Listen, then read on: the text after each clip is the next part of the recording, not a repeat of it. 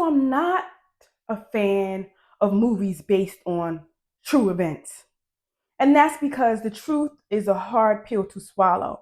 A lot of true movies are sad. And I'm not in that headspace to be looking at anything freaking sad. If I can't laugh at it, smirk, or be facetious, I'll pass. But I felt like this one was instrumental to women's health, and it's a topic that seems to keep continuing to go on. Once you think that it's over and the bad guys are out of the medical field, you never know. It still rears its ugly head. So I felt this one is imperative, even though I'm not a fan, to talk about it. So this movie is called Botch. It's directed by Nuke, and it's on Tubi. It opens up with our main character, Layla. I forget the last name, but she's going in for a job interview at a cosmetic place or whatever, somewhere where you could get, your boobs done, your butt done, your face lifts and all that. And she's immediately just recognized she's just a regular ass woman. She has the curly hair, the average clothing on. It looks like she's kind of the lacks confidence. You can see in the way she maneuvers and moves that Layla lacks confidence. So anyway, she goes for the interview. The receptionist asks her to have a seat, and she falls asleep. Now, her falling asleep doesn't bother me. It just lets me know that the person that she's about to work for is just fucking entitled. It just gives me that Layla was sitting there for more than 15 minutes as the receptionist promised that her wait time was going to be. So he comes in, he's arrogant, he walks her to this, don't even have a specific interview place or office. It looked like they were in a storage closet. Okay, I immediately knew off the bat that this doctor was just no one you want to work fucking for. So they have the interview, and he goes over her credentials. And Layla has a bachelor's degree, but she's missing the imperative, doctor's credentials. Where's your medical school? You went for a little bit. What happened? So I guess Layla's trying to plead her case. She didn't have the financial stability. She's almost done, but please, doctor, just let me into the program. Let me get my what is it called? My residency, and you won't be disappointed. So what pisses me off, this is when I knew it was all going to go bad, is when the doctor explained that he wouldn't risk his mother effing practice for her behind. And I'm like, yeah, that is true. And stick to that. Stick to that. He didn't stick to it. He hired her, but not without expectations, if you know what I mean. So he went to hire her and he rubbed her shoulders. Immediately, I assumed that he rubbed her shoulders meant that they were going to get some sexual deeds going on behind the scenes. And I just, every time you look at a movie and if someone rubs their shoulders or rub their legs, and the other character is like, oh fuck, here we go again, I gotta suck some dick again, you just assume that that's what happened. So I just assumed that like it was sexual harassment off the back, and she kind of gave him what he wanted right then at the interview, but they just left that to our imagination. So she went home, she's excited, she's popping up the wine and busting it open, drinking it and shit like that, and saying, oh, God chose me for this. He could have chose anybody. I'm like, no, bitch. God did not choose you for this position, because if God chooses you, you wouldn't have to get on your knees to finalize the damn, to seal the deal. God wouldn't allow you to get on your knees to seal the deal. So automatically I was kind of like, oh God, I know where this is going to go. So they give you a little bit of background story about Layla's mental state and things that impede on her ability to really grow as a career woman and as a woman in general. She was sexually abused by her father, who turned out not to be her father. To me, she was abused by her mother as well. I'm not sure if it was her real mother or not. I don't know. Comment down below if it was. She was abused by her mother, and I say that because the woman did not protect her against his father. Layla explained after, the mother was attacked by the father, and the cops were being called, and the father left, and now they're just trying to pick up the rest of their lives and things like that. Layla confessed and said, he's been touching me this entire time. And the mother proceeds to look at her and says, my man don't want you, girl, my man don't want you. That is abuse. That is trauma. That is continuing abuse that will always, just just just impede against this woman's ability to grow. And so she can't get over this. She's having dreams. So it leads me to believe that she's suffering from post-traumatic stress disorder. I'm no doctor, but I know the signs. So she's suffering from post-traumatic stress disorder and insecurities, whatever. So anyway, the only thing that can lift her up is this new position, that God has given her. So she's accepting it. Immediately she gets in there and she's with this other woman and she's talking to this woman about how she's going to just rise to the occasion. She's learned so much about this position. She learned the data, the this, the that, the that.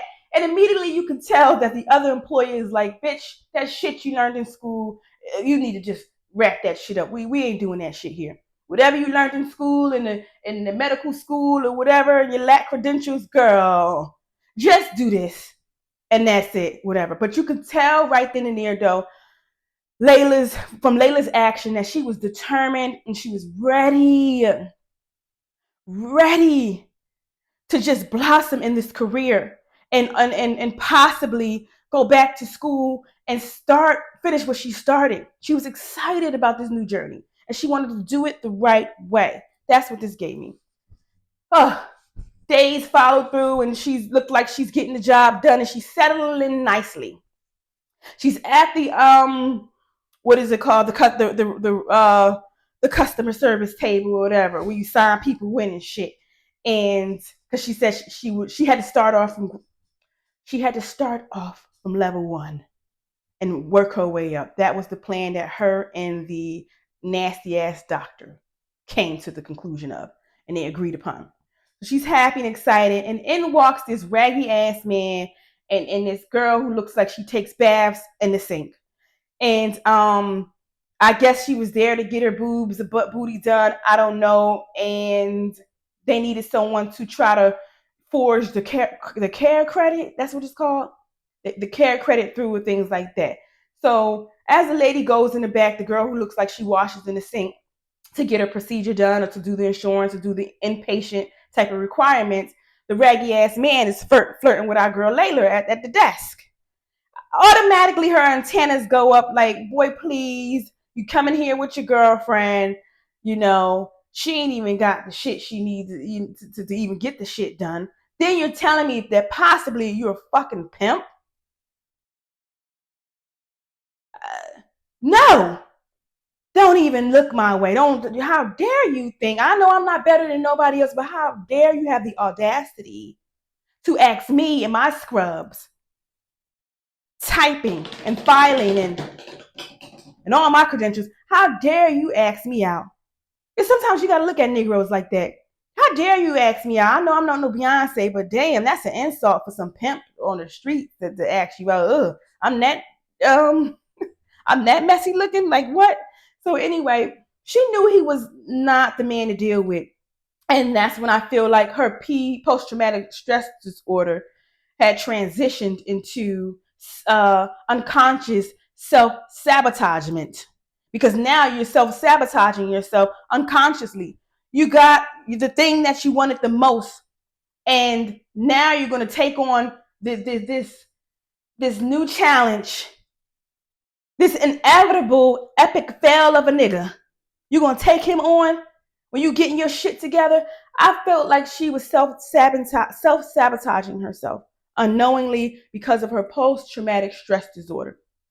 I don't want to get too much into it. Like I said, it was a sad movie, but I wrote some things down because I'm sorry, I tend to forget shit. I wrote some things down, and immediately, things that I recognized was that she kept saying a woman's body is her secret sanctuary. She loves a woman's body. This woman has been jaded by false love and emotions. And one of the emotions was what? Melancholy, sadness, rejection, pity, because of what happened to her in her childhood. It leads onto a downhill spiral of her confluencing with Russell, the pimp. And we all know that any pimp willing to take on a new, I don't want to call it, because she wasn't a prostitute like the other little raggy girl. Any prostitute willing to take on a woman, it's for benefits. And Layla was the benefits of the mind and the education and the brains and the wit. The prostitutes are benefits for what? Pussy. Pussy, and pussy can get you but so far. So he knew that Layla and her brains would take him every freaking where and beyond. Intelligence trumps pussy any day of the week. That's how I feel. I'm no man, but that's how I feel. Intelligence trumps sex any time of the week. When you have that brain and that brain power or whatnot, wow, we can do some amazing things with that. Okay, we can create and make pussy with the brain. Okay, so anyway, she starts to date him. They become an item. He figures that, wait a minute, yeah, my intentions is to use Layla, so let's use her. Babe, that stuff at the job that you learn and things like that. How about, I know a lot of girls who dance at the strip club, they love to get big booties. How about we set up some black market shit and you do the thing? And Layla agreed to it. I was so pissed, but she agreed to it because it then started to hit her. She was jaded by emotions. Okay, her boss, she was working her behind off at that job, spending late night hours at that job. Everybody else was on to whatever his name, Dr. So-and-so shenanigans. They were out. They clocked out. Bye. I ain't got time for this shit. I ain't getting on my knees for no white old dick. Bye. But her, she was just believe, she was so naive to believe that there was good in people. The people that help you out, they don't want anything in return. They just want to see you grow. So she was there giving her all at the job after hours, and this man rapes her. Does he rape her? He rapes her or forces her into something. He rapes her. Raped her so much her wig freaking came off. Okay? So now she's jaded by emotions. What's the point of doing good when bad always comes? So she's like, fuck it, forget it. Come on, Russell. We're going to inject these girls with goddamn Fix-A-Flat. We're going to inject them. We're going to get to the bag. We're going to get to the money. And you love me, right? Because all she wanted was love. You love me, and that's all that matters. You want the money, and I want the love. Let's make this shit happen. So she's ejecting these women, and detective is onto her ass. And detective is onto her ass. And she just, I guess she's like spreading herself too thin.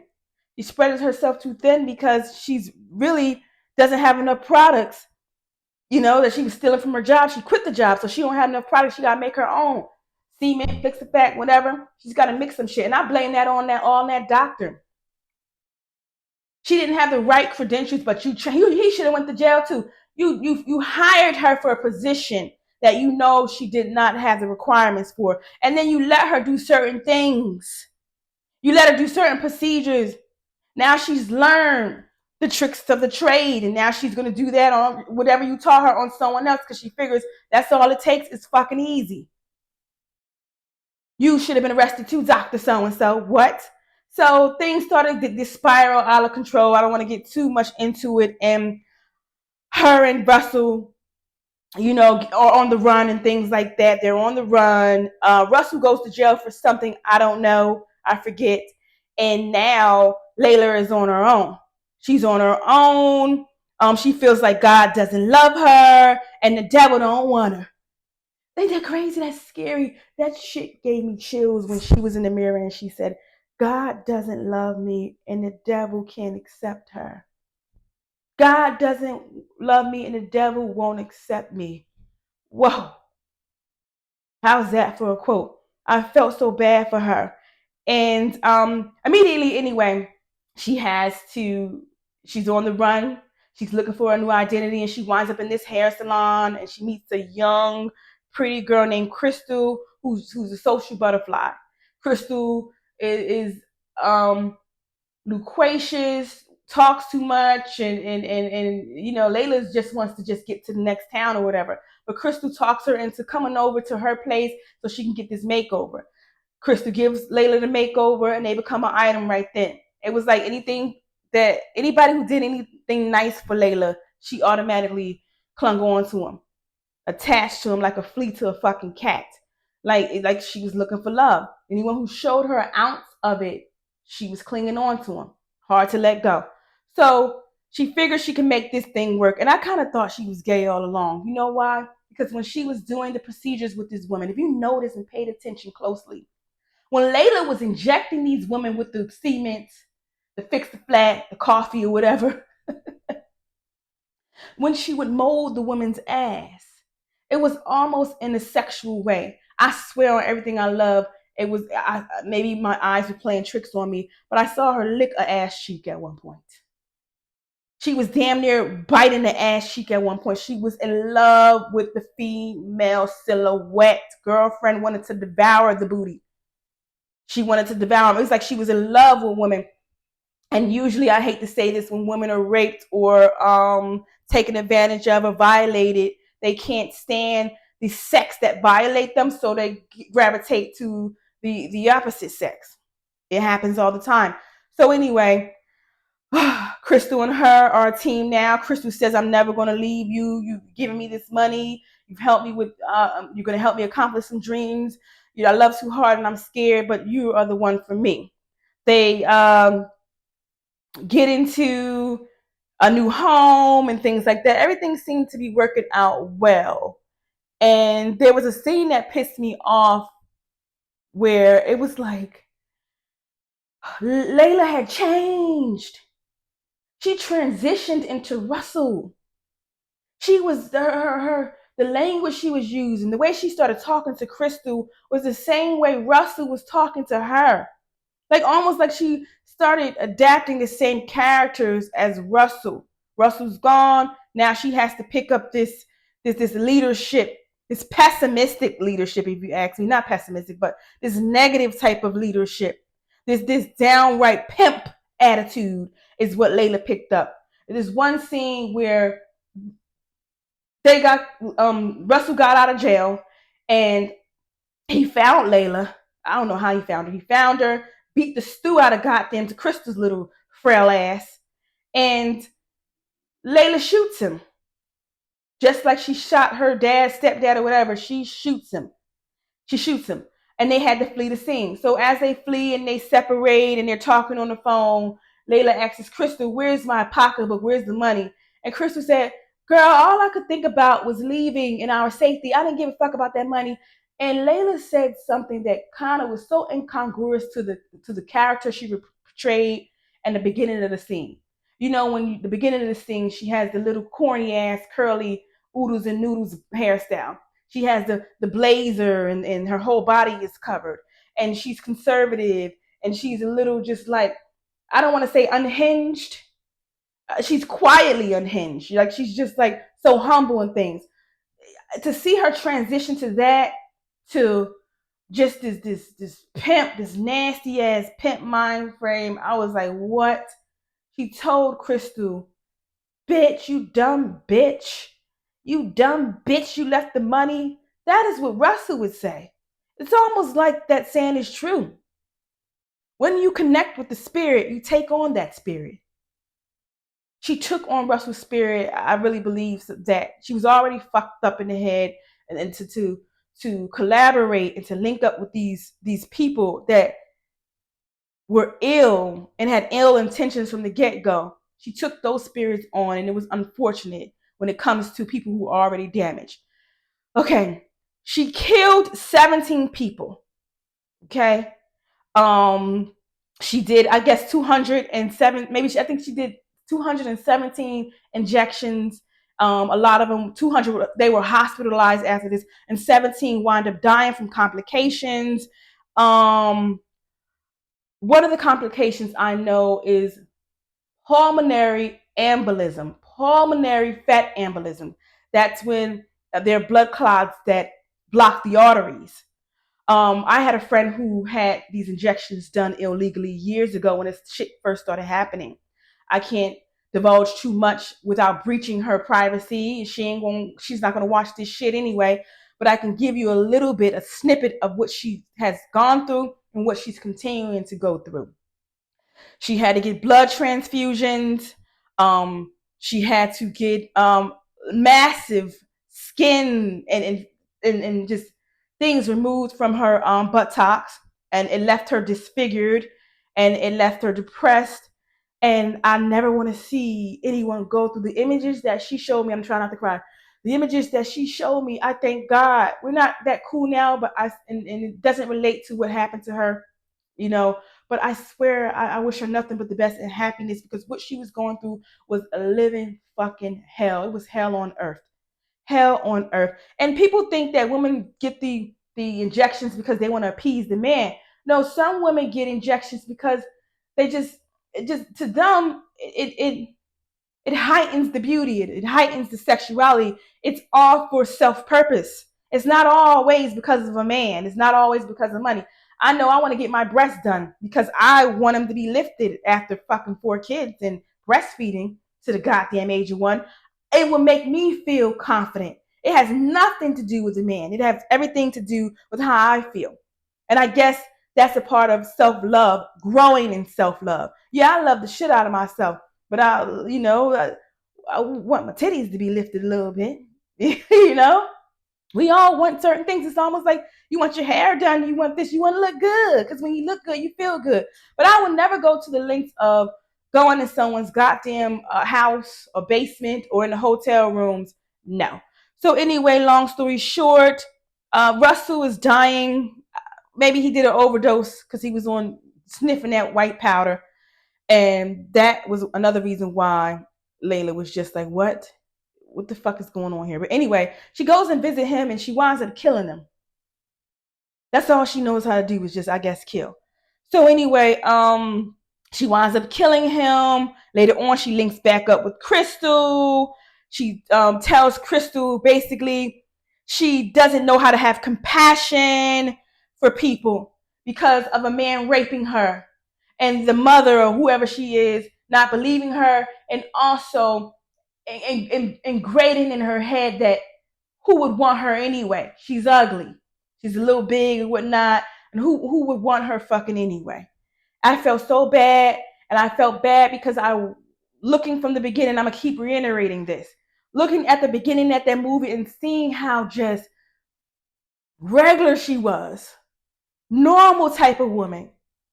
And turned out to look like goddamn Queen Latifah from Off of Set It Off. She just, I mean, it was just like a 160. It was a 160. It's crazy what life experiences can do to you in a matter of 6 months to a year. I just felt so bad for this woman. And she got caught because Crystal wound up fucking being the one that rats her out. Okay. And I felt bad. And I felt bad because I feel as though this, guys. Feel as though this. Not making an excuse for Layla. Matter of fact, I feel as though God has given her a second chance somewhat, because you can't even find this. This story is believed to be true, and it's true. It says at the end that it's true. It talks about how many years she got, that how many people she killed and hurt. Her killing Russell, and it gave dates. It was this is real. But if I swear, when you look it up, you will never find her picture. You won't find her picture. So I think God is doing her a solid by giving her a second chance, by protecting her somewhat. Because you might find the article, but you will never. I can't find this woman's picture at all. So she's getting a sense of protection. I guess maybe get it together. Will she get out of jail? Probably not. But I think that is a blessing that her physical her physicality is protected, like she's being protected in a certain way. I don't know. I feel sorry for the women who went through this. I do. The woman who died, I just feel so sorry. But here's the thing, and I'm gonna keep it short and sweet. This is what I also feel like. The system has failed women like Layla. Black little girls like Layla. Moved here, there, foster care, displacement. Everyone can tell you to get over certain shit. Get over it. But it's harder than you fucking think. That's why I believe that anyone who is pursuing a medical degree, anyone who's pursuing anything, I don't give a fuck if you're a CNA, anyone who's pursuing any type of occupation as it relates to taking care of someone else, they should automatically be evaluated or given therapy. Before you even step foot into the fucking degree, it should be a requirement and a prerequisite to goddamn get therapy. Because hurt people hurt fucking good people. Hurt people hurt people. And I think a celebrity said this recently, I just seen it too, that young kids, little kids should automatically be given therapy. I think it should be automatic that people in the medical field get fucking therapy, because you know what we do? We don't get help. We suppress it. We act like it don't fucking exist. We get all these fancy degrees thinking that's going to change some shit, make you better and this and that. And then you wind up getting these damn degrees to go out there and destroy your life by hurting fucking other people because you ain't fucking fixed what was broken before you got the damn degree, before you went into the medical field. Fix the broken shit first before you think you could ever be in a position to help someone else. That was a hard pill to swallow. The truth is a hard pill to swallow. It was one of those movies where I'm going to need some type of comedy to get me back into the groove, get me back into something. But watch it. I didn't spoil it too much. It's called Botch by Nuke. Until next time, don't spoil it.